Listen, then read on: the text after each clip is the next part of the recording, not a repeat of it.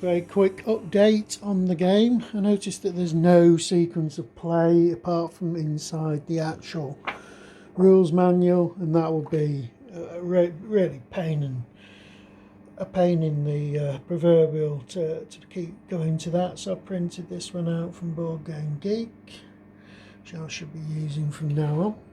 Another thing that the smart people will probably have noticed, I forgot to deploy the 352nd German Infantry Division.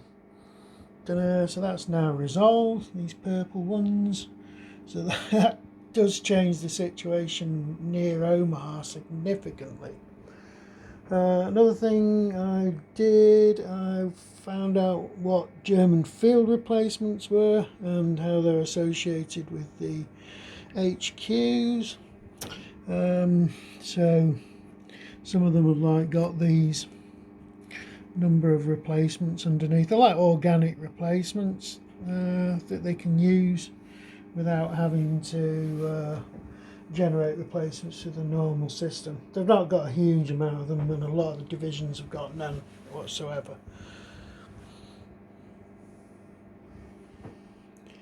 Other things, we've had a look at beachheads. I discovered that you have to designate one of your queues, landing queues, as a beachhead, which I have done now. So there's one at Sword, Juno, Gold, there's one at Omaha, and one at Utah over here. Next thing we've done is we've got to the first phase that is going to be played in this game. We don't do weather determination because that's already determined in this scenario, but it's the Mulberry Harbour construction phase which is next. So there's like two Mulberry Harbors. Oops, sorry, you can't see the board. There's two Mulberry Harbors in the game, one and a British one and an American one, and these are gigantic floating harbours for people who don't know much about this campaign, which would significantly and did significantly increase the ability to land units and supply it across the beachheads. Unfortunately, they're a bit vulnerable to storms, and there was a major storm historically that damaged the British Mulberry, and I believe it actually put the American Mulberry out of operation totally. I may be wrong about that, but so what you have to do with this is you have to designate which beach head you're going to use to put your Mulberry on. So I've put the British one on Gold, and I'm putting the American one on Omaha. Then you've got to set up your Mulberry construction tracks, and then you roll 1d6 for each construction phase, which they happen on the night turn of every game turn, night phase of every game turn. You roll that dice and that becomes your construction. So the British rolled a 1 and the Americans rolled a 5. Now they keep adding up until you get a score of 21, and then your Mulberry becomes effective. The main thing about a Mulberry is you can bring in units, so you can effectively land units on 3 queues instead of just 1. I'd have to confirm that exactly how that works, but it basically increases your ability to land reinforcements and supplies by 3 times for each Mulberry. And that's it for the moment. As I say, I'm going to keep going through things. The next thing is the Cherbourg port destruction phase. Because like Cherbourg, let's move this off here.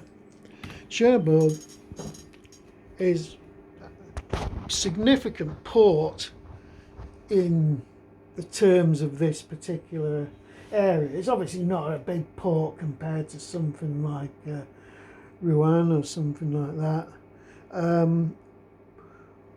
or Lorient, or Bordeaux, but as ports go in this game, it's massive. And you'd say, well, why didn't the Allies attack Cherbourg?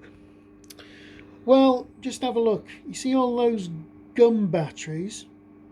They are absolutely everywhere. They're even stacked.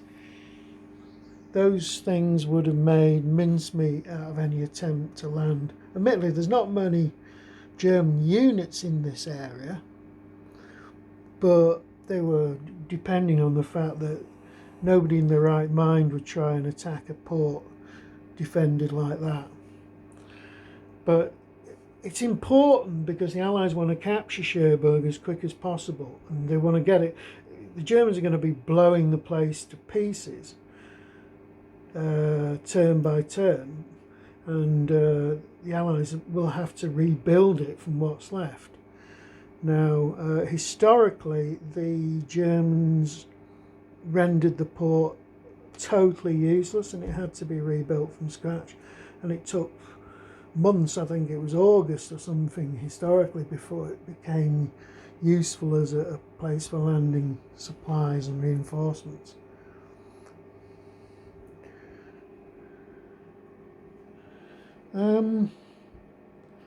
So let's have a look at port Okay, to start the port demolition process, which I have done because this is the first Cherbourg night interphase section.